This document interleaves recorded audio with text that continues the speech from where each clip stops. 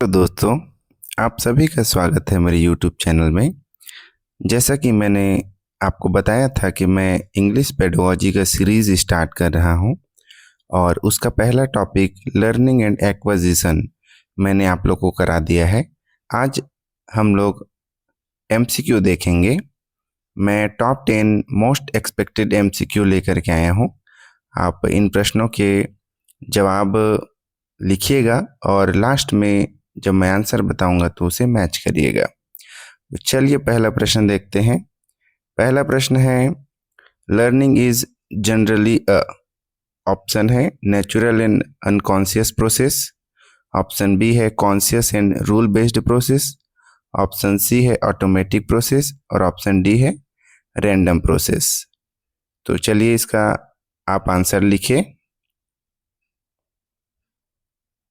जी, अब तक आपने आंसर लिख लिया होगा। अब मैं आपको आंसर बता रहा हूं, आप मैच करिएगा आपका आंसर सही है या नहीं। तो लर्निंग जो होता है वो क्या होता है? तो लर्निंग होता है conscious and rule based process, है ना। मैं आपको क्लियर किया था। एक्विजिशन नेचुरल होता है और learning conscious and rule based होता है। चलिए नेक्स्ट क्वेश्चन पे चलेंगे। Natural development of language mainly occurs through option A memorization, option B studying grammar rules, option C acquisition, option D written test। चलिए इसका आंसर लगाइए।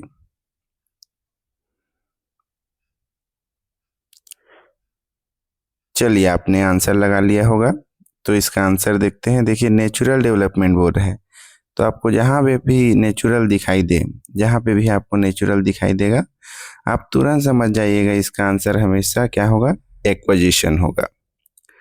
तो चलिए 2 प्रश्न हो गया। अब हम आगे बढ़ेंगे। थर्ड क्वेश्चन है, when a teacher explains grammar rules in a class it is an example of options acquisition, conditioning, learning, imitation. चलिए जल्दी से इसका आंसर नोट करिएगा। अभी तक आप लोगों ने आंसर लगा लिया होगा, तो चलिए हम इसका आंसर देखते हैं। इसका आंसर रहेगा ग्रामर रूल्स पे बात किया जा रहा है। देखिए ध्यान से आप, ग्रामर रूल्स पे बात किया जा रहा है। तो ग्रामर रूल्स हम किस में देखते हैं? हम लर्निंग में देखते हैं, इसलिए इसका आंसर होगा ऑप्शन सी। चलिए नेक्स्ट क्वेश्चन देखेंगे हम लोग।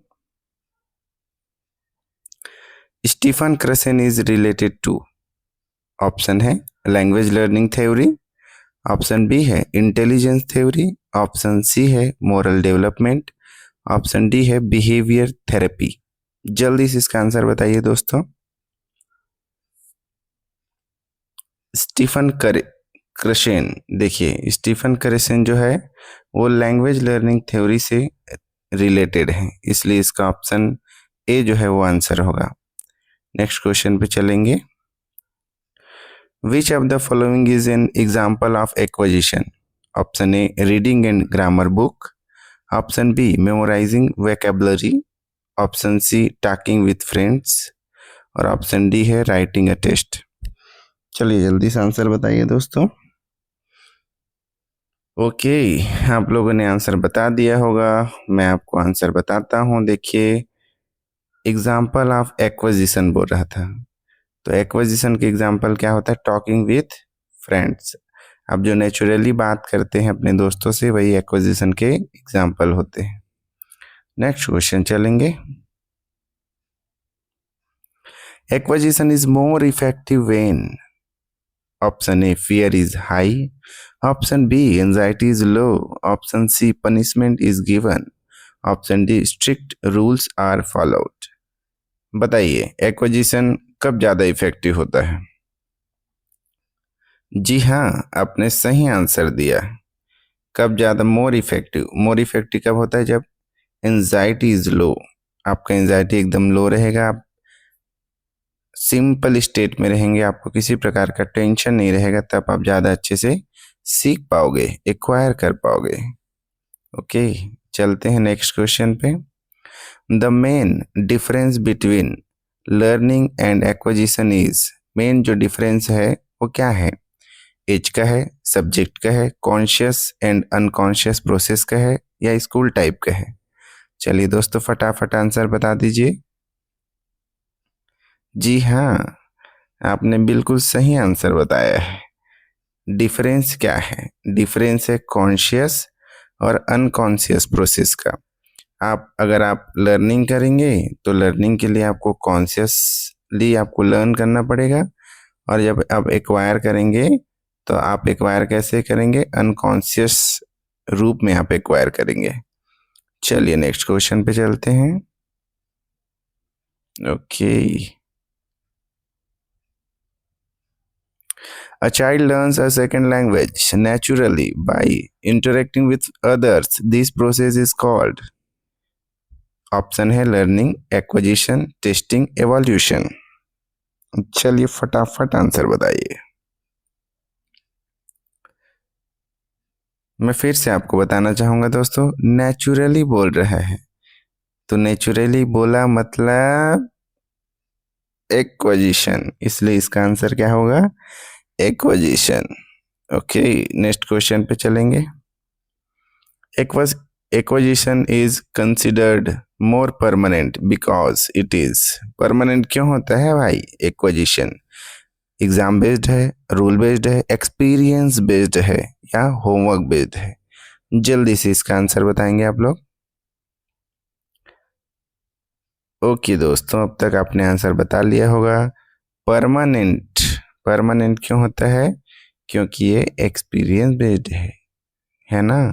हम जिन चीज़ों को हम लोग एक्वायर किए रहते हैं, उन चीज़ों को हम आसानी से बात करते हैं, कन्वर्सेशन करते हैं, तो ये हमें हमेशा के लिए याद रहता है, इसलिए एक्सपीरियंस बेस्ड आएगा। Okay, last but not the least, question number 10, the best method in language teaching is, language teaching में बेस्ट जो मेथड है वो कौन सा है दोस्तों? Only learning, only acquisition, both learning and acquisition, only testing? चलिए इसका आंसर बताइए। इसका आंसर होगा दोस्तों बोथ लर्निंग एंड एक्विजिशन। इसका आंसर ये क्यों हुआ? बेस्ट मेथड बोल रहे हैं ना, किसके लिए? लैंग्वेज टीचिंग के लिए। तो आप लैंग्वेज जब टीच करते हैं तो उसके लिए आपको क्या करना पड़ेगा? एक्वायर जैसा माहौल, एक जो एक्विजिशन जैसे माहौल बनाना पड़ेगा, और लर्निंग जैसे आपको टीच करना पड़ेगा। इन दोनों का जो बैलेंस होता है वही बेस्ट मेथड होता है। मैं आप लोग को इसके टॉप 10 क्वेश्चन करा दिया हूँ दोस्तों। आप कमेंट में बताएंगे ये क्वेश्चन के लेवल आपको कैसा लगा, और इसी प्रकार की वीडियो पाने के लिए टीचिंग वाइब को आप सब्सक्राइब करेंगे, और भी अपने भविष्य के शिक्षक बनने वाले साथियों को इस वीडियो को शेयर करेंगे ताकि उनको भी लाभ हो। और हम लोग मिलेंगे नेक्स्ट वीडियो में। नेक्स्ट वीडियो में हम फिर से इंग्लिश पेडागोजी का टॉपिक दूसरा हम एक्सप्लेन करेंगे, और उसके बाद मैं आपको एमसीक्यू कराऊंगा। ओके दोस्तों, थैंक यू आप सभी का।